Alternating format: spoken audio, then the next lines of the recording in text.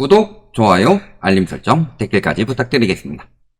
오늘 금감원에서 부동산 PF 사업성 평가 제출이 있다고 하는데 결과 어떻게 되었을까요? 그러게요. 우선 기사를 하나 보시면요. 부동산 PF 사업장 평가에 대해서 26일, 오늘 마무리를 하겠다.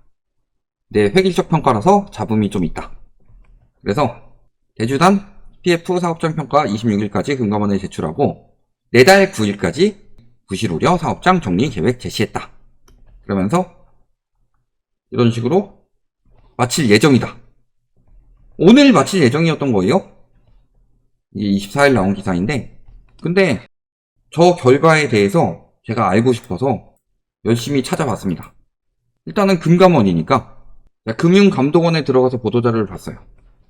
26일 발표인데 아까 이야기했듯이 25일날 TMF 사건에 대한 점검에 대해서 보도자료는 나왔는데 오늘 발표하기로 한 PF에 대해서는 보도자료가 없다. 금감원에서 안 하더라도 이제 금융위에서 할 수가 있죠. 그래서 금융위원회 보도자료에도 들어가도 25일 것까지밖에 없다. 오늘 역시 발표를 하고 있지 않다. 제가 안 나타내고 있다는 건 그만큼 위험해서 숨겼을 가능성이 높다고 말씀을 드렸죠. 그리고 정책 브리핑에 대해서 들어가 봤더니 정책 브리핑에는 PF에 대한 이야기가 있었습니다.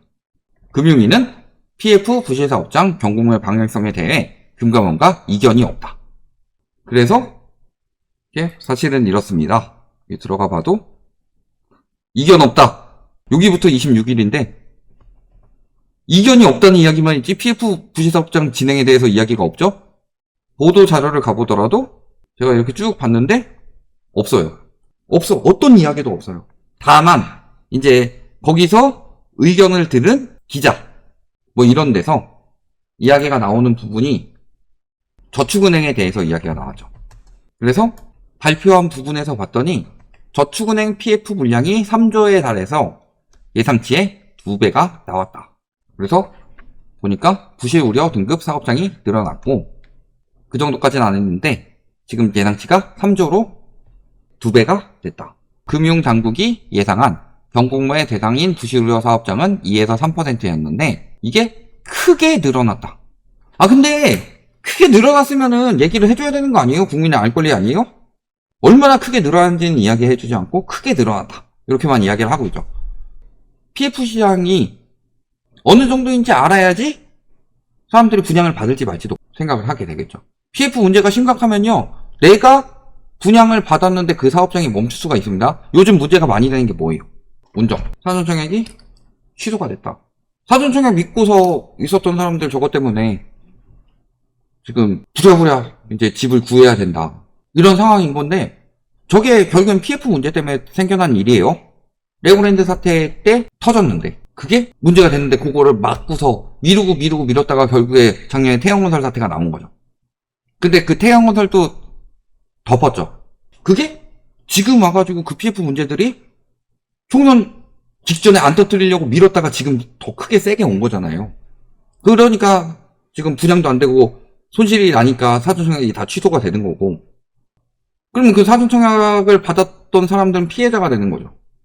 그러면은 사람들은 그거를 믿고서 자금 운용을 했을 텐데 그거에 따른 피해는 어떻게 보상이 될까요? 안 되죠.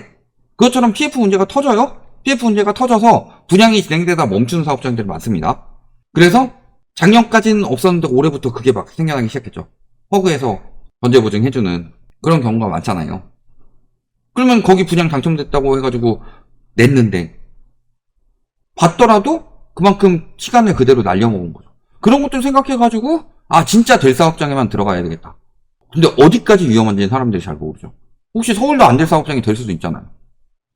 부실률이 저렇게 올라갔는데 크게 증가했는데 근데 얼마나 크게 증가했는지를 발표를 안 해주죠. 왜야 발표를 안 해줄까요? 발표를 하게 돼서 크게 증가했다는 게 수치화돼서 보이게 되면은 사람들이 분양을 더 안 받겠죠. 그래서 공개를 안 하는 이유는 공개를 하게 됐을 때 부동산 PF 문제가 더욱 악화될 수 있기 때문에.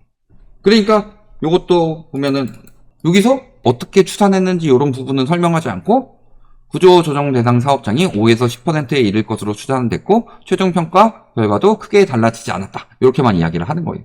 다만 요거는 너무 많이 늘어났기 때문에 안 늘어났다. 이렇게 이야기할 수 없는 거고, 요것도 크게 달라지지 않았다. 달라는 졌는데 크게 달라지지 않았으니까 안심해라. 이렇게만 이야기하는데 진짜 안심할 자료였으면 발표를 했겠죠. 그만큼 지금 상황이 심각한 거고, 지금 금감원에서는 건설사들의 어느 정도 유동성 문제가 있는지 이런 것들을 해가지고 어느 정도 위기가 왔고 어느 부분이 위험하니까 알 권리가 있는 소비자들에게 알려줘야 되는데 보도자료를 안 내죠. 보도자료를 안 내는 것 자체가 문제가 크다는 소리예요.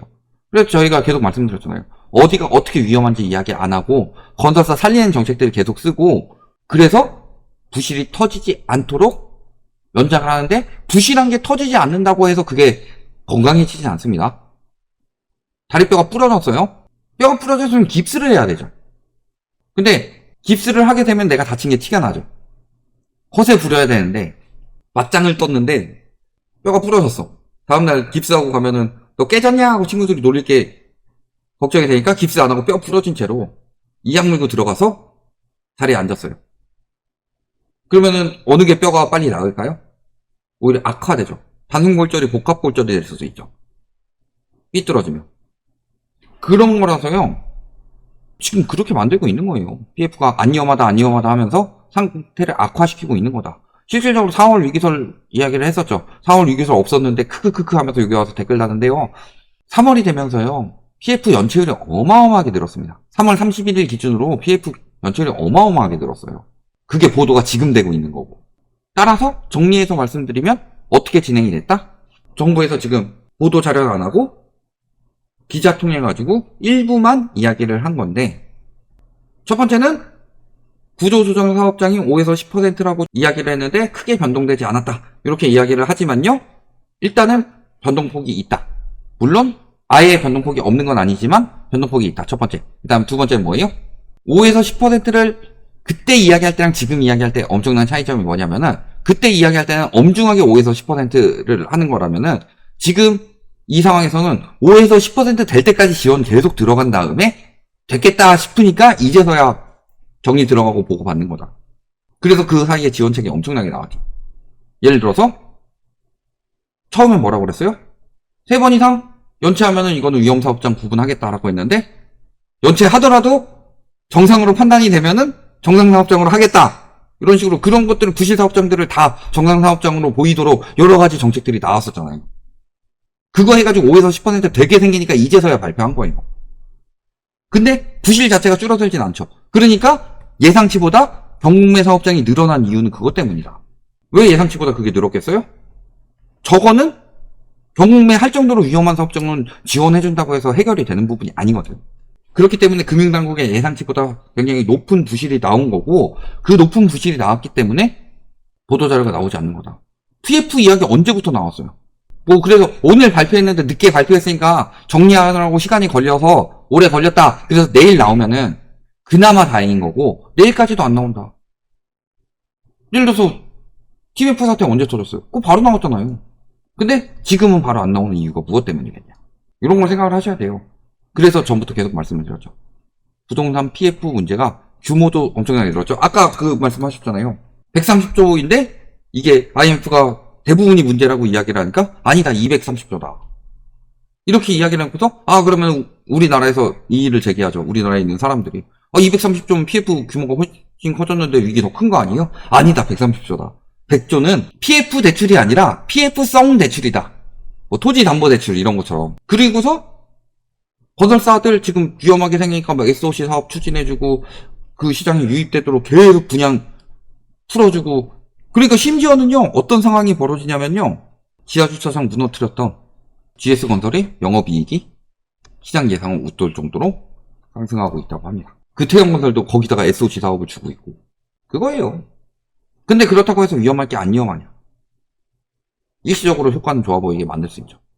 다리 부러져도 진통제 먹고 하면 버틸만해요. 진통제 엄청 세게 마약처럼 쳐먹으면. 근데 그래가지고 다리는 다리대로 안 붙고 마약은 마약대로 중독되면은 지금이야 멀쩡해 보일 수 있어도 한두 달만 더 지나봐라. 엄청 안 좋아지는 거지. 이게 답이다. 여기까지 말씀드리겠습니다.